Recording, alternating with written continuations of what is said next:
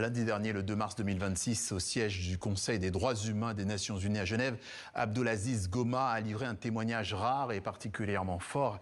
Après 8 années passées en détention au Togo, ce citoyen togolais et irlandais est en quelque sorte devenu le visage ou l'un des visages d'une opposition réprimée au Togo. Abdulaziz Goma est avec nous ce soir. Bonsoir et merci de répondre à nos questions. Vous avez été arrêté en 2018 à Lomé. Il est important de rappeler les circonstances de cette arrestation. De votre point de vue, pourquoi avez-vous été arrêté à l'époque? Quel était le contexte? Merci de m'avoir reçu. Le 21 décembre 2018, j'étais sorti pour un dîner avec une amie et que je devais déposer au fait. Donc aux environs de 23 heures, en pleine circulation, nous avons été... Nous avons été attaqués par un groupe de personnes en tenue civile, sans question, sans base légale, sans se présenter. Et ils nous ont menottés sur le champ. Ils nous ont jetés dans leur voiture, tout comme des animaux, et jusqu'à la direction du SCRIC. Arrivé là, au SCRIC, qu'est-ce qui s'est passé? Le SCRIC, c'est? C'est le service central d'investigation et de recherche, je pense, criminelle. Donc, arrivé là, les bastonnades ont toujours continué. Et j'étais attaché contre une arbre. Et les coups de matraque, les coups de pied, tout ça là ont suivi. Un moment après, ils m'ont enlevé de l'arbre et ils m'ont attaché à la roue d'une voiture. Les traitements cruels et inhumains ont ainsi continué jusqu'à ce que je vomissais du sang. Jusque-là, je ne savais pas, au fait, la raison pour laquelle on nous avait arrêtés. Donc vous vous dites en fait qu'il y a eu effectivement des violences quand vous avez été arrêté. Il nous faut quand même rappeler à ce moment de l'entretien les principaux chefs d'accusation retenus contre vous. Nous en avons trouvé 4. Complot contre la sécurité intérieure de l'État, association de malfaiteurs, troubles aggravés à l'ordre public, destruction volontaire de biens publics. Est-ce que vous l'avez dit, mais est-ce que ces chefs d'accusation, on vous les a signifiés? On vous l'a dit Non, on m'a rien dit. Nous avons passé 27 jours au SCRIC et pendant les 27 jours, on ne nous a jamais notifié d'une accusation quelconque où ce soit. Donc, les accusations de complot contre la sécurité intérieure de l'État et des associations de malfaiteurs, de troubles aggravés à l'ordre public et de destruction volontaire de biens publics, ce sont des accusations officielles de l'État togolais. Et officieusement, on m'a accusé d'être humain et de m'exprimer. Pourquoi? Parce que vous étiez un défenseur des droits humains, c'est ça? Effectivement. Oui.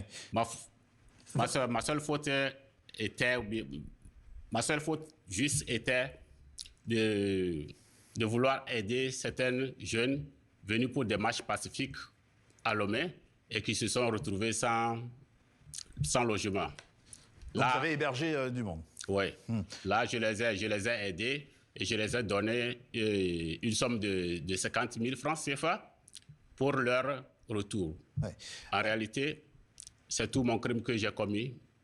Et voilà, pour ça, j'ai passé 8 années de détention. 8 années de détention. Votre histoire, en tout cas, suscité l'attention du Conseil des droits humains des Nations Unies et du Parlement européen. Il faut dire que vous avez la nationalité irlandaise depuis 2004, c'est ça? Oui. Est-ce que vous considérez honnêtement que ça a pesé dans la mise en lumière de votre histoire? Oui, effectivement. J'ai écrit à des mécanismes onusiens, à savoir le groupe de travail sur la détention arbitraire, qui a donné son avis que ma détention était arbitraire.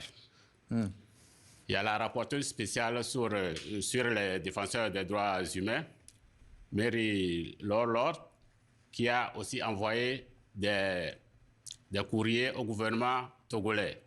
Mais malgré tout ça, le Togo, comme d'habitude, ignore les engagements qu'il a signés. Oui.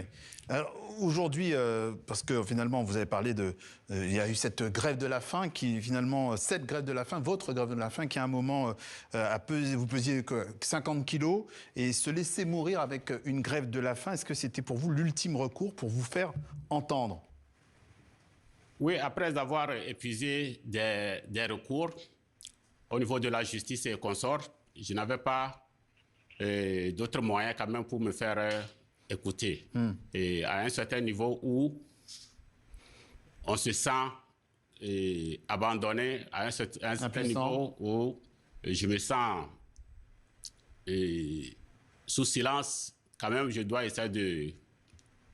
D'autant qu'auparavant, il y avait eu des conditions de détention qui étaient très dures, vous nous dites. Oui, effectivement, à la prison civile de Lomé, nous étions plus de 3000 détenus pour une prison conçue pour 600 personnes. On voit des images, hein, et c'est important de le dire, hein, c'est vous qui nous les avez fournies, on n'a pas pu les vérifier par nous-mêmes, mais vous dites que ce sont vos conditions de détention que l'on voit là. Effectivement, effectivement. Donc nous étions plus de 3000 détenus pour une prison conçue pour 600 personnes. Nous dormions à même le sol, entassés dans la chaleur et parfois dans des excréments et des odeurs de maladie. Nous mangions une fois par jour, parfois rien du tout. Et l'aide, la majorité des détenus survivaient grâce à l'aide de leur famille.